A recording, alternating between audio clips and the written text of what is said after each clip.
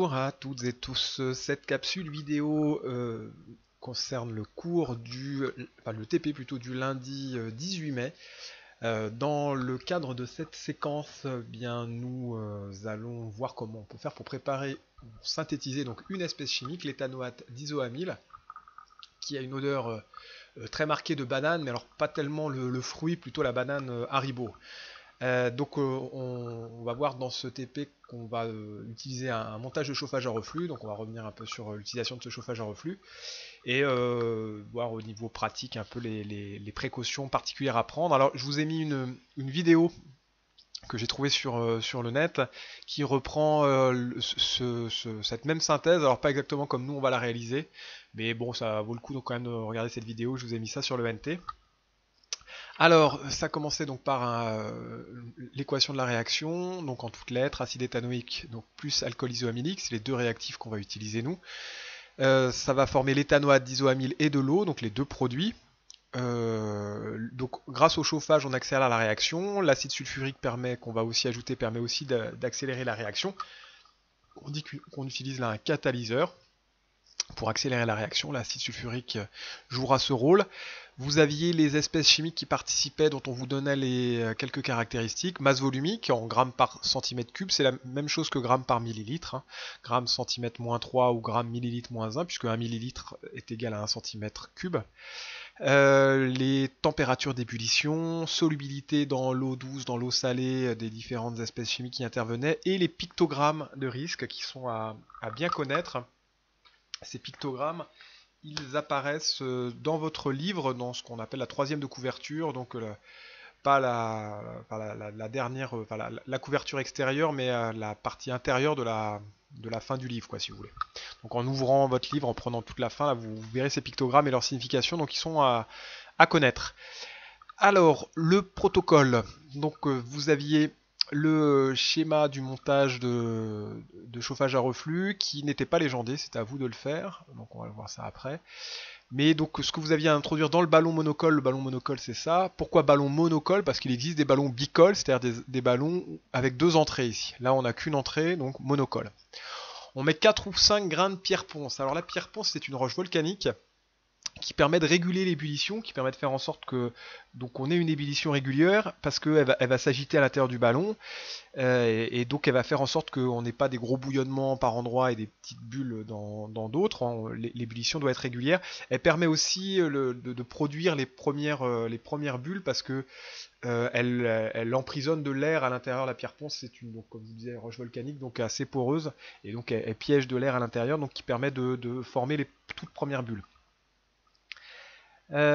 Donc là, donc ça permet aussi d'avoir un milieu réactionnel homogène, aussi bien en température qu'en concentration, et ça évite que les réactifs brûlent au fond et que les produits aussi brûlent au fond du ballon. Donc alcool isoamylique, c'est un de nos deux réactifs, acide éthanoïque, c'est l'autre. L'acide sulfurique, donc là, c'est notre catalyseur. Et on met le tout dans un montage de chauffage à reflux. Alors, je vous remontre un peu pour le chauffage à reflux. Donc vous l'avez ici avec la légende. Donc on commence par mettre en route la circulation d'eau qui va circuler à l'extérieur du condenseur ou réfrigérant. Donc les vapeurs formées elles vont passer à l'intérieur. C'est un double tuyau le condenseur ici. Et donc qui va permettre de refroidir et donc de liquéfier les vapeurs qui vont se former. Ensuite on met le chauffe-ballon au départ à fond jusqu'à ce que l'ébullition démarre. Ensuite on réduit un peu pour avoir une ébullition qui soit régulière. Les vapeurs formées montent dans le réfrigérant, se liquéfient, se condensent donc et retombent dans le ballon. Et donc c'est ce que vous voyez ici, les petites bulles là, les petites gouttelettes, et ça permet d'éviter donc les pertes de réactifs et de produits. Donc vous aurez une question tout à l'heure là dans le TP. L'intérêt du réfrigérant à eau, c'est de liquéfier les vapeurs de réactifs et de produits qui se dégagent. Et donc pour pouvoir avoir un rendement correct, si on ne l'avait pas, les vapeurs s'échapperaient dans la salle.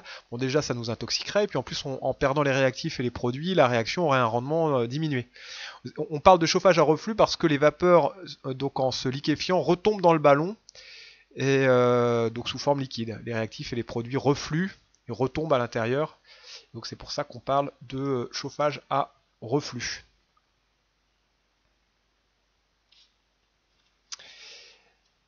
Alors, donc on revient au TP. Euh, donc, donc vous deviez appeler le professeur pour insérer le ballon dans le montage chauffage à reflux, mettre en route la circulation d'eau froide. Attention à ne pas mettre un débit trop important, parce qu'autrement les, les tuyaux ici risquent de se désolidariser du réfrigérant. On met en route le chauffage pour porter le mélange à ébullition douce. Ébullition douce, ça veut dire qu'on a une gouttelette qui retombe à peu près à chaque seconde. Et on chauffe à reflux comme ça pendant 30 minutes. Alors pendant ce temps-là, vous pouviez répondre aux premières questions. Donc on a ici en position 1 le réfrigérant à boule. En position 2, le ballon, vous pouviez mettre monocole, mais ballon ça suffit. Position 3, le chauffe-ballon. Position 4, c'est la sortie d'eau. Position 5, l'entrée d'eau. Alors l'eau rentre toujours par le bas et ressort toujours par le haut. Il y a deux raisons à ça.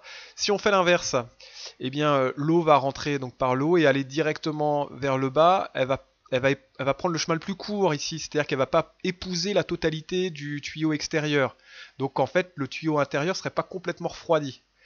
Et deuxième raison, c'est que le fait qu'on fasse rentrer l'eau froide par le bas, ça permet que la partie froide soit en bas pour refroidir les vapeurs chaudes qui montent ici.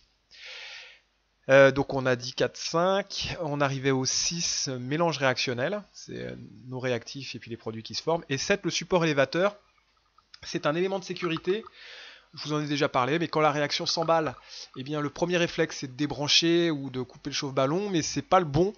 En fait ici le ballon il est fixé à un bâti, donc le premier réflexe en fait c'est de baisser le support élévateur pour que le chauffe-ballon et le ballon ne soient plus en contact, comme ça le chauffage s'arrête et il ne reste plus après qu'à débrancher le chauffe-ballon.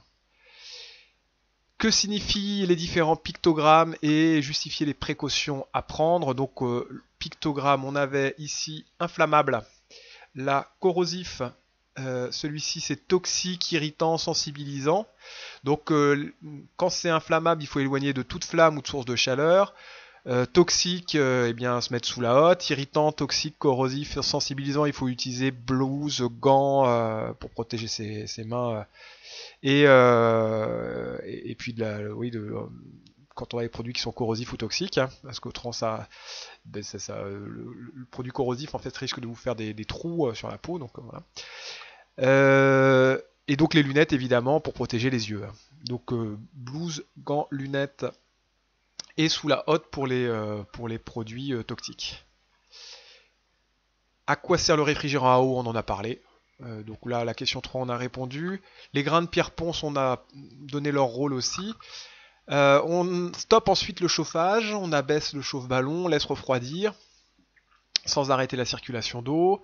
Donc attention, là le ballon reste chaud. On arrête la circulation d'eau quand le ballon est moins chaud, on le retire. On le refroidit un peu en le passant sous l'eau du robinet. Ensuite, on le pose sur le valet de liège. Et on verse le contenu dans une ampoule à décanter, sans les grains de pierre ponce. Et ensuite, on rajoute 25 ml d'eau salée, saturée. Donc on appelle ça le relargage. Donc ensuite, on agite vigoureusement, on dégaze régulièrement, on repose l'ampoule dans son support élévateur. Enfin, dans son support tout court, pardon. Utilisez les données pour expliquer l'intérêt du relargage à l'aide de la solution d'eau salée saturée. Alors, dans les données, en fait, on regardait ici la solubilité. On voit que l'éthanoate d'isoamyle, donc que l'on veut récupérer, que l'on veut synthétiser, est moins soluble dans l'eau salée que dans l'eau douce. Donc en ajoutant de l'eau salée dans l'ampoule à décanter, ça permet de mieux séparer l'ester de l'eau. Donc en fait, toutes les autres espèces vont passer dans l'eau parce qu'elles sont solubles dans l'eau, aussi bien l'acide éthanoïque que l'alcool isoamylique. Voilà, tout est soluble dans l'eau. Même si l'alcool isoamylique est peu soluble dans l'eau, mais ce sera ici notre réactif limitant, donc il aura disparu à la fin. Mais donc l'éthanoate d'isoamyle, lui, n'est pas soluble dans l'eau et encore moins dans l'eau salée, donc il va se séparer de la phase aqueuse. Et la densité, je rappelle que la densité c'est masse volumique de l'espèce sur masse volumique de l'eau. La masse volumique de l'eau c'est 1 g par millilitre. Donc en fait, ici la densité de l'acide éthanoïque c'est 1,05, 0,81 pour l'alcool isoamylique, 0,87 pour l'éthanoate d'isoamyle et 1,13 pour l'eau salée saturée. Donc en fait, on va retrouver notre phase éthanoate d'isoamyle au-dessus, parce qu'elle a la densité la plus faible. C'est l'espèce qui a la densité la plus faible qui surnage, c'est-à-dire qui flotte au-dessus. Et l'eau salée saturée, elle sera en dessous, sera la phase du dessous. Après la décantation, où se situe l'éthanoate d'isoamyle, on en a parlé, il sera au-dessus. Et donc là, il fallait représenter l'ampoule et récupérer l'éthanoate d'isoamyle qu'on utilisera la semaine prochaine. Alors, je vous montre ici. Donc après la décantation, l'éthanoate se trouve au-dessus de l'eau salée car l'éthanoate d'isoamyle a une densité plus faible que celle de l'eau salée. Et donc vous avez cette ampoule à décanter qui ressemblerait à ça. Cette vidéo, c'est la vidéo que je vous demande de regarder. Alors bon, peut-être un peu vite, elle est un peu longue, mais ça représente la manip que vous auriez dû réaliser. Voilà. Alors, bon travail, et puis à tout à l'heure pour le cours de cet après-midi, qui sera la correction, non pardon, oui, la correction des exercices du chapitre 9, donc en rapport avec ce TP également.